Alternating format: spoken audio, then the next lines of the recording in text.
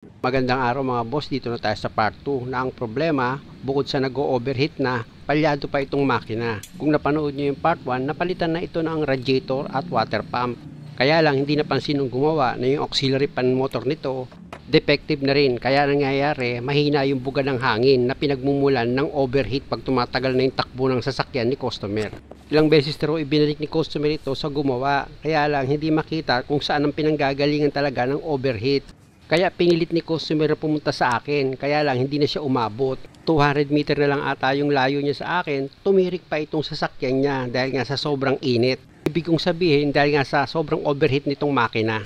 Balik na tayo sa trabaho mga boss dahil nga sa itong auxiliary fan niya ang may problema. Siyempre kakalasin ko itong buong housing ng auxiliary fan niya. Meron lang naman niyang 4 na bolt na number 10. Kung makikita nyo sa ilalim nitong auxiliary fan, meron dyan 2 bolt na number 10 na tinanggal ko. At dito naman sa ibabaw, 2 bolt na number 10. At para hindi ka mahirapan, siyempre tinanggal ko yung upper radiator hose. Pati itong coolant reservoir niya mga boss, tinanggal ko rin yan. Para maluwag kong maiangat itong buong housing ng auxiliary fan. Ayan mga boss, di ba wala nang harang. Pwede mo na ngayon tanggalin yung socket wire dito sa auxiliary fan motor. Ayan mga boss, yung hinugot ko. Tapos iaangat ko na ngayon itong buong auxiliary fan housing ni customer. O ayan na, natanggal ko na. Ipakita ko sa inyo mga boss yung diferensya nitong motor niya. Kung makikita nyo, ginagalaw-galaw ko itong fan blade niya. Yung ikot niya mga boss, ramdam ko magaspang na siya umikot. Pangalawa, malakas na yung kalog nitong pinagkakabitan ng fan blade niya. Ayan, kung makikita nyo. Kaya itong motor niya mga boss, pag ganyan, papalitan na yan. Meron lang naman tatanggalin ka dyan na nut na number 8. Pag natanggal mo na yung nut na number 8, pwede mo lang iangat itong fan blade niya. Tapos itong motor niya mga boss, kung makikita nyo, ayan kalug na talaga itong lagayan ng fan blade niya. Ganyan lang naman yung pag-check up na gagawin nyo para sigurado kayo, nasira na nga itong auxiliary fan motor nyo. Tapos tanggalin nyo lang yung 3 screw dyan para matanggal nyo itong auxiliary fan motor dito sa housing niya. Ayan na mga boss, natanggal ko na itong motor. At habang nagpapabili ng pyesa si customer, gaya nga nitong auxiliary fan motor, spark plug at ignition coil, kakalasin ko muna itong oxygen sensor niya. Yung panluwag na ginamit ko dyan na tools mga boss, yung number 22 na box wrench lang. Dahil nga yung socket wrench ko na ginagamit kong pantanggal dyan, nawala. Kaya ang ginawa ko mga boss, nagpaputol na lang ako ng 22 na box wrench ko dahil nga sa kailangan kong gamitin talaga eh. Wala naman ako mabilhan dito.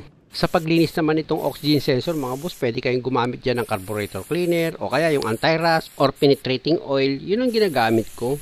At pag okay na yung pagkakalinis nyo, patuyuin nyo muna yung mga boss bago mo siya ibalik. Ulitin ko lang mga boss, mayroon talagang ginagamit na pantanggal at panluwag dito sa oxygen sensor. Kaya lang yung sa akin nga lang nawala. Buti na nga lang itong box wrench ko, shoot yan dito sa socket wire ng oxygen sensor. Kaya ayan yung ginamit kong panghigpit. At pag okay na yung pagkakahigpit mo dito sa oxygen sensor, ibabalik ko na ngayon yung tinanggal ko na bypass hose niya. Sa pagtatrabaho kasi mga boss, para hindi kayo mahirapan, pag may sagabal, pwede nyo naman tanggalin yun. Basta lagi nyo lang tatandaan, pag ibinalik nyo yung mga tinanggal nyo, ibalik nyo lang ng maayos, higit sa lahat, yung clamp niyan dapat lapat siya, para walang singaw. Tapos yung socket wire ng oxygen sensor, huwag nyo kalimutang ibalik yan syempre kung saan naroon yung source niya. At habang naghihintay kami ng pyesa, may pinacheck sa akin si customer. Ba't nagkaganon? Ba't makalampag pa rin? Makalampag pa rin? Ang dami nito nito eh. O sira talaga to, sira to. Sira po.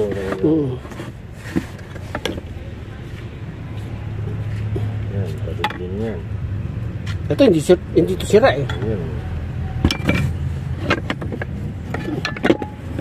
Yung shock absorber talagang sira. Wala na. Sira yan. Ito yung shock mounting. Sira nito.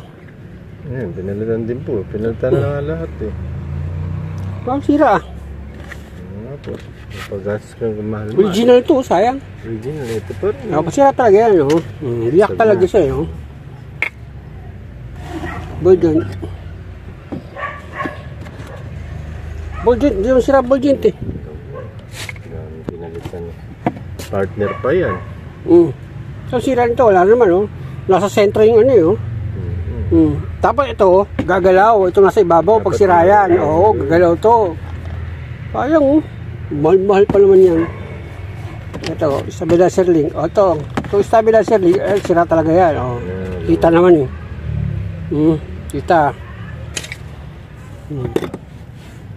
Pero yung ball joint, hindi sira to. Yan, Sira to, sira. Isa lang. Sira.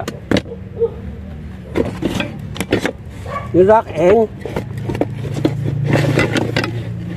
Yung rack end, hindi sira eh. Tigas. Daming pinalitan. Tie rod. Oh, hindi sira tie rod ah. Tigas-tigas oh. Tigas-tigas eh. Daming pinalitan. Ang positibo lang na sira. Yung ano. Yan, talaga na. Sira na yan. Hindi na lumahal. Yung sa likod. Apat na shock absorber sira. Pero yung tie rod tsaka rack end. Ang dami daw di sira. Mahal nito oh. Pinalitan nyo. Mahal lang ganito yan. Pag sira kasi yan, ito, mawawala na ito sa align. Gastos namin yun, naka-30 no? Makapansin mo pag sira ito, gagalaw-galaw to. Ito, original to eh. Tapos makalampag pa, kaya talagang... Tapos may kalampag pa rin. Nakakalungkot lang yun nangyari kay customer. Sa kabila ng lahat na nagpapalit na siya ng pyesa, nandun pa rin daw yung kalampag. Kaya lang wala naman na tayong magagawa pagdating dyan. Sabi ko nga kay customer, pwede naman gawin yung reserva na lang yung mga pyesang okay pa. Kaya lang sa kagustuhan ni customer na mawala yung ingay dito sa pangilalim niya, ibinalik niya pa. Ginawa tuloy yung steering rack niya at nang matapos, ganun pa rin, may maingay pa rin sa pangilalim niya. Yun lang, nadamay pa ako dahil ang isa pang problema nito, nag-o-overheat. Kaya nga sa sobrang init ng makina, tumirik na itong sasakyan niya, buti na lang malapit na siya sa akin. At dahil sa dumating na yung pyesa, pwede na ako magsimula. Ito yung lumang auxiliary fan motor niya. At ito naman yung bago. Kakabit ko na yan mga boss. Sa pagkabit nitong bagong auxiliary fan motor mga boss, huwag kayong mag-alala dahil may guide naman yan.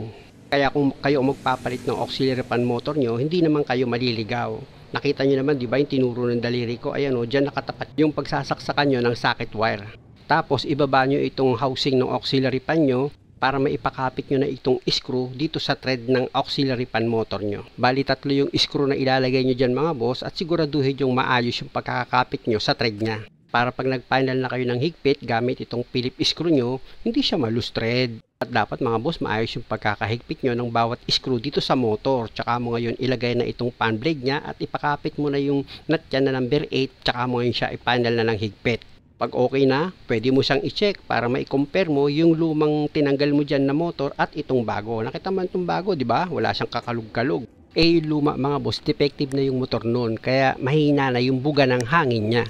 Kaya mangyayari, magbabawas ng tubig yun sa radiator mo. Ang resulta, overheat. Nakita nyo naman mga boss, yung radiator niya, bago yan. Pati yung water pump sa harapan ng radiator, bago rin. Nagtaka lang ako, hindi na napansin itong auxiliary fan motor. Kasi nga, nakita siguro nila, umiikot naman yung fan blade ng maayos, pero ang hindi nila alam, yung ibinubugang hangin yan, mahina na.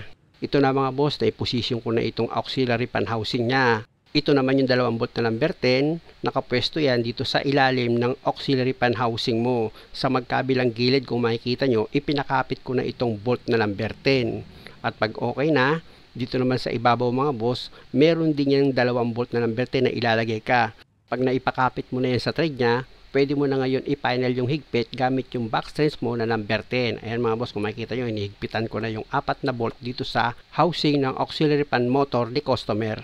At pag okay na yung pagkakahigpit mo ng 4 na bolt, dito ka naman ngayon sa upper radiator hose mo. Siguraduhin mo lang na maayos yung pagkakalagay ng upper radiator hose mo para hindi siya magkaroon ng leak. Tapos gumamit ka ng plier para malagyan mo ng clamp yung magkabilang dulo ng radiator hose mo. Siguraduhin mo lang ayos yung pagkakalapat niyan. At pag okay na, pwede mo nang ilagay itong coolant reservoir mo. Yan tinuro ng daliri ko mga boss. Itutusok niya yan dito sa tinuturo ng daliri ko para mag-lock itong coolant reservoir mo at hindi siya gagalaw-galaw. Pag naitapat mo lang yan sa butas, idiin mo lang itong coolant reservoir mo. Tapos dito naman sa ibabaw, ibalik mo na yung nut na number 10 na tinanggal mo. Tsaka mo ngayon siya higpitan gamit yung box wrench na number 10. Tsaka mo ngayon isunod sa ilalagay itong air filter box niya. Yan namang tinuturo ng daliri ko dito sa ilalim ng air filter box nyo. Itatapat ngayon dito sa butas mga boss. Diyan nyo siya itutusok para lumapat ng maayos itong air filter box mo pag inilagay mo yan. Nakita nyo naman mga boss, kung kayo ang gagawa ng sasakyan nyo or kayo ang magdi-DIY, hindi kayo maliligaw dahil meron naman siyang guide na susundin nyo. Di lalo na pag ibinidyo mo pa. I-rewind mo lang yung video mo para makita mo kung saan ka nagkulang or saan ka nagkamali. Kaya nga lagi kong sinasabi sa inyo na hindi rin naman kayo mahihirapan kung kayo ang magdi-DIY ng sasakyan nyo, basta yung mga bolt siguraduhin yung maayos lang yung pagkakahigpit mo. At dahil sa mahaba itong video mga boss, pasensya na ulit, pakiabangan sa last part kung magiging okay ba itong sasakyan ni customer. Sana lang walang singaw ito sa cylinder head. At muli maraming salamat sa panonood, at kung maaari, huwag niyo naman sanang kalimutang mag-subscribe sa channel ko. Salamat!